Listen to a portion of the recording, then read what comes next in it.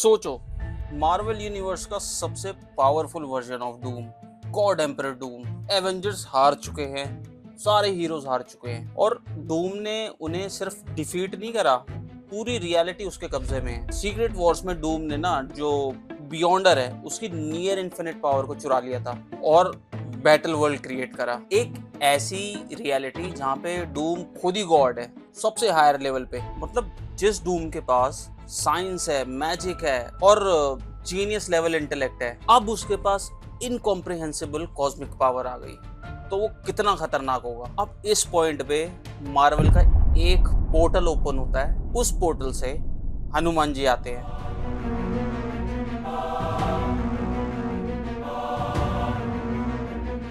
Just imagine it. मतलब मैं समझ रहा हूँ कि यार ये कैसी बात है, बट जस्ट मेरे दिमाग में आया कि यार एक अगर कंपैरिजन करें तो कितना पावरफुल होंगे हनुमान जी।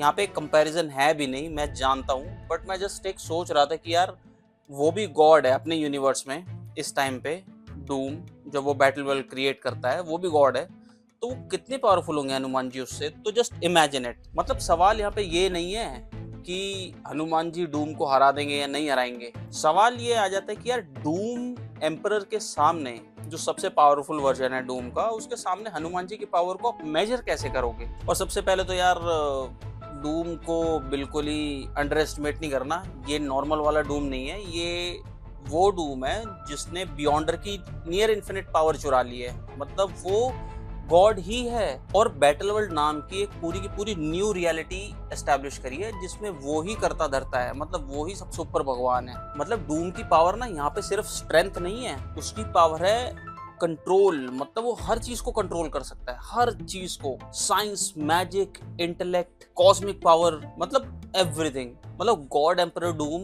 मार्वल की दुनिया में, ये मार्वल की यूनिवर्स में बहुत ही हायर लेवल बीइंग है, बहुत हायर लेवल। और अब हनुमान जी को देखो। और सबसे पहले यार एक चीज समझना जरूरी है हनुमान जी के केस में। हनुमान जी को सिर्फ सुपर स्ट्रेंथ वाला कैरेक्टर नहीं समझना हमें, और मोस्टली लोग समझ भी नहीं रहे होंगे, लेकिन कोई ऐसे लोग हैं जो बड़ा सिंपलिस्टिक कैरेक्टर में ले रहे हैं हनुमान जी को। मैं उनके लिए बता रहा हूँ क्योंकि उनकी कहानी सिर्फ एडल्ट होने के बाद स्टार्ट नहीं होती। जब हनुमान जी बच्चे थे उन्होंने सूर्य को देखा, ये कहानी तो खैर सबको पता ही है, और सूर्य को फल समझकर निगलने की कोशिश करी थी। मतलब आप ये समझो उनकी स्पीड, ड्यूरेबिलिटी और पावर का आप यहाँ से अंदाजा लगा सकते हो कि धरती से लेकर के वो फटक से पहुंच गए थे भाई साहब सूर्य तक। तो लाइट से तो ज्यादा स्पीड है ही। मैं आपको मोटा मोटा बताऊंगा, मैं आपको बहुत ही डिटेल्ड में नहीं ले जाऊंगा कि लाइट की स्पीड इतनी है और ये सब नहीं। जब वो सूर्य को निगलने ही वाले थे तब उन्हें अपने वरदान भी नहीं मिले थे जो बाकी सारे भगवानों से मिलते हैं। जब इंद्र ने हनुमान जी पर हमला करा था अपने वज्र से और वो धरती पर गिर गए थे, उसके बाद उन्हें वरदान दिए गए थे सारे भगवानों से। तो जब वो सूर्य को निगल रहे थे, इंद्रदेव को इंटरवीन करना पड़ा, वज्र का प्रहार हुआ और उसके बाद सारे देवों ने अलग अलग डिवाइन प्रोटेक्शंस दी हनुमान जी को। अब आप सोचो, एक बच्चा, छोटा बच्चा जो सूर्य को निगलने वाला है और उसको डिवाइन प्रोटेक्शंस भी मिल रही हैं अब देवों से। मतलब इसको हम नाप नहीं सकते इस चीज को। और सबसे इंटरेस्टिंग बात, हनुमान जी अपनी पावर्स भूल भी गए, उन्हें पता ही नहीं है कि वो कितने पावरफुल हैं। जब जामवंत जी ने उन्हें बताया तब जाकर के उन्हें पता चला। हनुमान जी ने अपना एक्चुअल फॉर्म एक्सपैंड करा और एकदम से समुद्र लांग गए। यानी ये पावर उन्हें मिली नहीं, ये शुरुआत से ही उनके पास थी, ये उनका पार्ट है। और फिर आता है संजीवनी का एपिसोड, जब उन्होंने पूरा का पूरा पर्वत ही उठा लिया।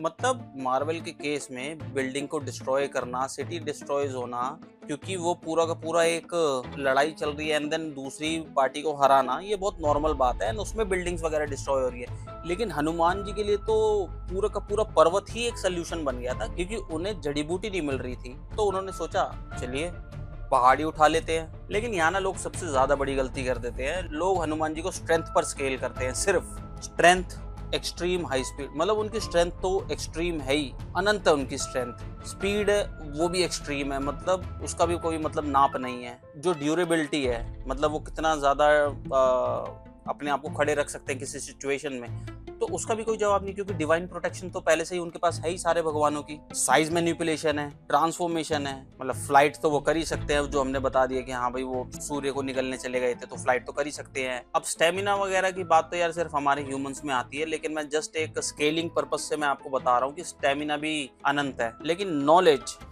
यहाँ पे चीजें बहुत ज्यादा इंटरेस्टिंग हो जाती हैं। हनुमान जी सिर्फ एक योद्धा नहीं थे, उनकी नॉलेज को वाल्मीकि रामायण में भी बहुत ही एक्स्ट्राऑर्डिनरी लेवल पे डिस्क्राइब करा गया है। सारे वेद, ग्रामर, शास्त्र जितने भी थे, लैंग्वेज, स्ट्रेटजी, मतलब एक वर्णन है वाल्मीकि रामायण में ही जहाँ पर राम जी उनकी इस खूबियों को बहुत ज्यादा प्रेज करते हैं और उसको रिकॉग्नाइज करते हैं। श्री राम ट्रेडिशनल अकाउंट्स में उनकी विद्या को बहुत ज्यादा एक्स्ट्राऑर्डिनरी बताया गया है, इतना ज्यादा एक्स्ट्राऑर्डिनरी कि उनको बृहस्पति से कंपेयर करा गया है। तो हनुमान जी सिर्फ कोई ब्रूट फोर्स कैरेक्टर नहीं थे, वो स्कॉलर थे, स्ट्रेटेजिस्ट थे, डिप्लोमैट भी थे, साथ साथ स्पाई भी थे जब वो लंका चले गए थे, वॉरियर भी थे, यानी strength plus intelligence plus knowledge plus supernatural abilities. लेकिन यहाँ पे ना हनुमान जी को मार्वल के किसी सुपर हीरो या विलन से कंपेयर करना भी ना बहुत ही इनकम्प्लीट लगेगा। मैं यहाँ पे बहुत ही आपको सिंपलिस्टिक वे में रख के बोल रहा हूँ। अगर मुझे बोलना होता मैं सिंपल बोलता कि भाई कोई मुकाबला है ही नहीं, लेकिन हम यहाँ पे थोड़ा सा लॉजिकल जाएंगे, हम थोड़ा सा इंटरेस्टिंग बनाएंगे चीजों को। हिंदू ट्रेडिशंस में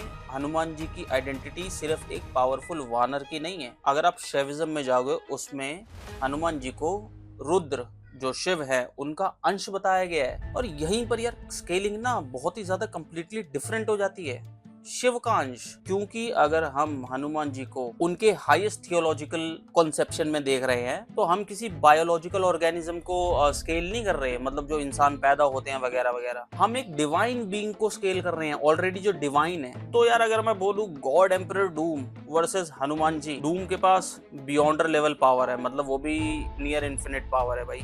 बियॉन्डर बहुत ही ज्यादा पावरफुल होता है, आपको देखना चाहिए। अगर आप चाहते हो तो मैं उसके ऊपर वीडियो बना सकता हूँ। उसके पास रियलिटी मैनिपुलेशन है, साइंस है, मैजिक है, इंटेलेक्ट है, बैटल वर्ल्ड है, almost unbeatable, impressive, right. But यहीं पे हनुमान जी के साथ एक प्रॉब्लम है, उनकी पावर का सोर्स मार्वल का पावर सिस्टम है ही नहीं। अब इससे मेरा क्या मतलब है, मार्वल के पावर सिस्टम में पावर कई कई चीजों से आती है, जैसे इन्फिनिटी स्टोन्स हो गए, कॉस्मिक क्यूब हो गया, गामा हो गई, म्यूटेंट जीन हो गए, टेक्नोलॉजी हो गई, स्टोलन कॉस्मिक एनर्जी हो गई। लेकिन जो हनुमान जी की पावर है वो ऑलरेडी डिवाइन है, उनको किसी सोर्स की जरूरत है ही नहीं, वो खुद ही पावर का सोर्स है। इसलिए अगर हम सबसे हाईएस्ट लेवल हनुमान जी को, जो उनका थियोलॉजिकल फॉर्म है, थियोलॉजिकल फॉर्म से मेरा मतलब है शिव का अंश उन्हें माना जाता है, तो वो सबसे बड़ा थियोलॉजिकल फॉर्म हो गया। अगर उस फॉर्म को हम मार्वल के यूनिवर्स में प्लेस कर दें तो ये डूम वर्सेस हनुमान जी एक इक्वल मैचअप बनता ही नहीं है, ये एक्चुअली में cosmic power versus divine power बन जाता है। और अगर मैं सीधे सीधे लफ्जों में बोलूं,